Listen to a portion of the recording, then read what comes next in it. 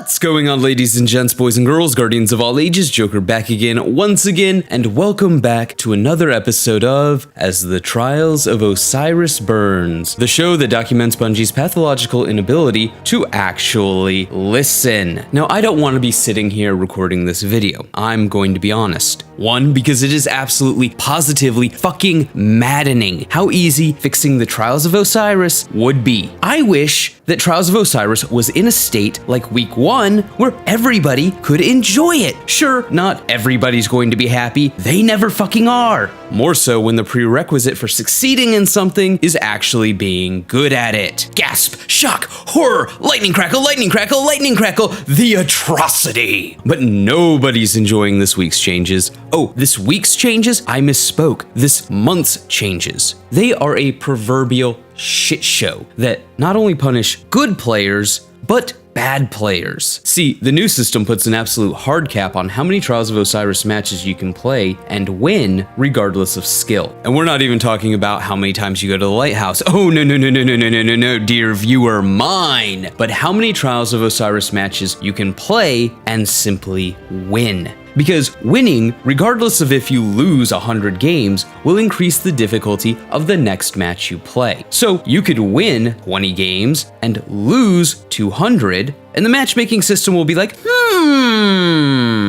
well, they did win 20 games, so where's another team that won 20 games? Oh, here's this other team that won 20 games. Sure, they have 0 losses, and this schmuck and his team have 100 losses, but it doesn't matter. It's a perfect match. So there's now an upper limit to how many games you can play and win before you can no longer progress in the playlist, regardless of Lighthouse attainment. The other reason that I'd rather not be recording this video is, honestly, I would rather be playing Final Fantasy XIV or talking about Final Fantasy XIV than watching Bungie burn Trials of Osiris to the ground after arguably fixing it. It's just kinda sad. I mean, don't get me wrong, it is always personally amusing to talk about Bungie categorically disregarding what the community actually wants, and watching as they flounder around throwing shit at a wall, praying that something sticks, all while screeching, "We're listening!" But I just had that moment while playing Final Fantasy, where I'm running around and I'm doing quests and I'm finishing up A Realm Reborn in my unlikely sprint to beat the main story questline before Endwalker is released. I know.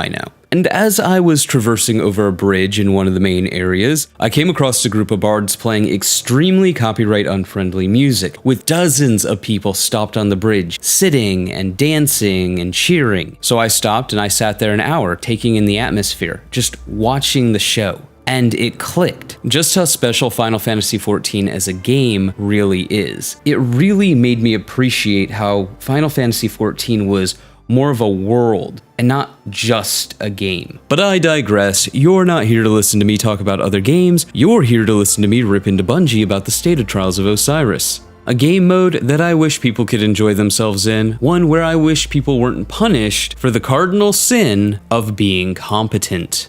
But here we are. And Bungie is making Trials of Osiris worse for anybody with a working frontal cortex, 2 thumbs, and a pulse. Trials matchmaking changes. The last few weeks of Trials of Osiris have been a bit quieter in terms of changes. This was by design. We wanted to give players a few weeks of steady play before making any more significant changes or testing out another labs weekend. No, seriously, Nani the fuck? So let me make sure I understand this. Let me get this straight. Somehow, someway, through some Herculean leap in logic that us mere mortals will never be able to comprehend, week 1 was, categorically, the most successful week of Trials of Osiris in the history of the mode. You know, at least as far as Destiny 2 goes. And so, the jerk-off geniuses at Bungie thought to themselves, wouldn't it be nice if we, fucked it up?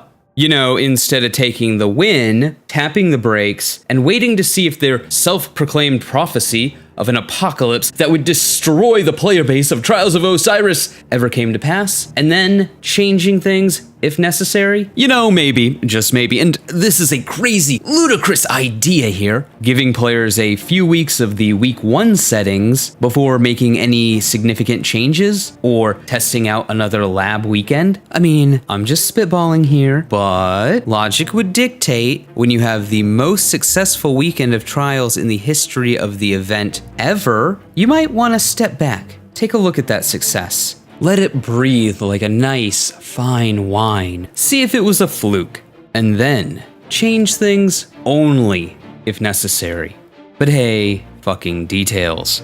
Bungie would go on to talk about some of the stats over the last weekend and how they correlate with other weekends, except, you know, the first weekend, all while trying to spin the nosedive of the Trials of Osiris playlist as normal. And while there's undoubtedly some truth to that, and it's why the flawless pool and any player segregation is a horrific idea to begin with, I'm not sure looking at the Destiny 2 numbers for the Trials of Osiris playlist, more so given the history of the playlist and it releasing half-baked, is an accurate representation of the playlist. Unless your goal is to see how bad changes can drive people out of a playlist, in which case, carry on. But moving forward, freelance. So this past week, we opened the freelance queue so that solo players could consistently play against other groups of solos. How'd that feel?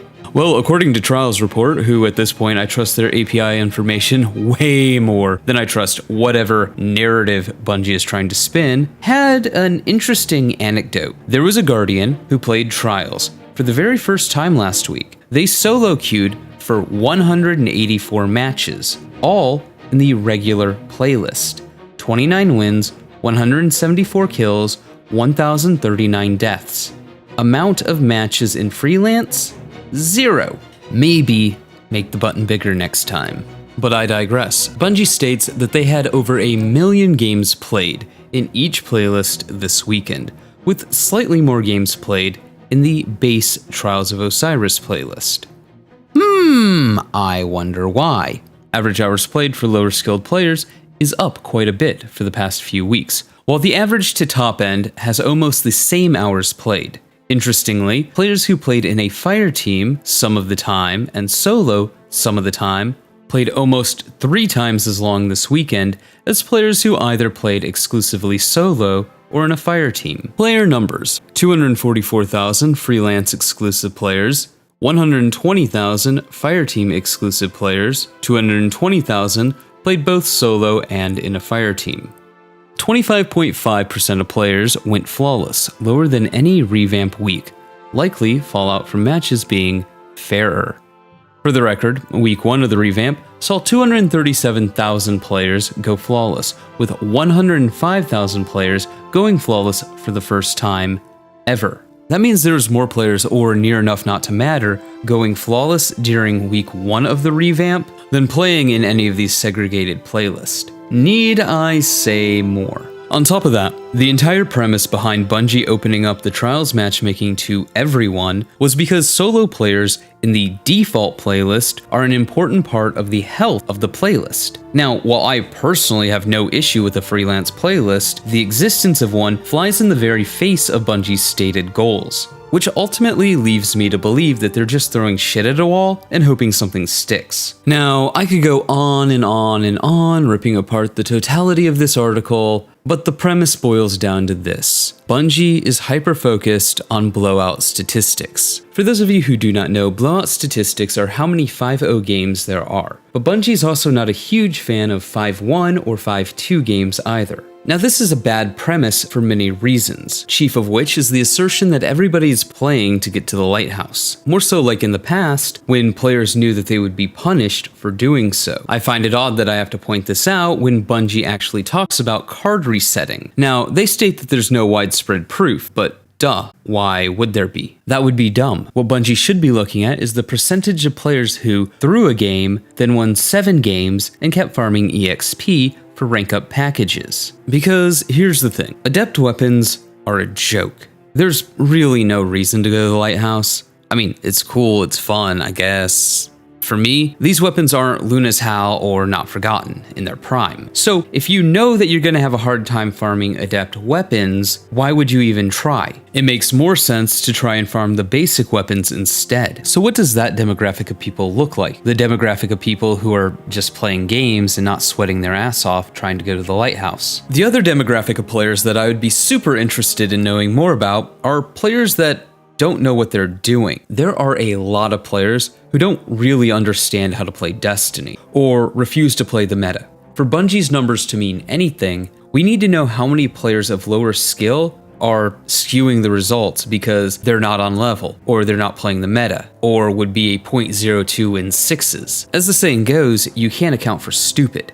So what is the demographic of players who they show up and even if the other team was just meleeing at them, would still get stomped 5-0? If Bungie is skewing towards that demographic, it's a gross disservice to the other 80 to 70% of the player base. At the end of the day, any system that skews towards players of lower skill removes the incentive to get better. Why would somebody ever put in the grueling hours to get better if putting in the bare minimum and just sliding by gets you the exact same reward as if you did put in that effort?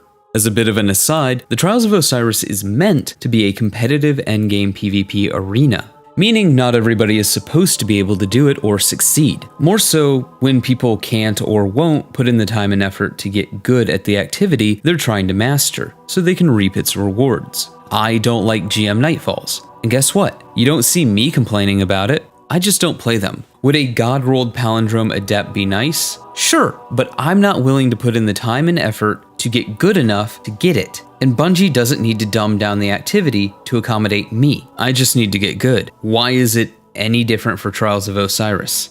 Anyways, that's basically it. For the next month, unless Bungie does an emergency change, players are going to be punished for winning, regardless of if you win 20 games but lose 200, or win 20 games and lose none. I'm interested to see how the Trials numbers continue to fall off, and Bungie blame it on the holidays. But hey, those are just my thoughts. Let me know yours in the comments below. Remember to like, but only if you did. Subscribe for more. Feel free to donate to my Patreon if you're feeling particularly generous. But above all else, stay frosty.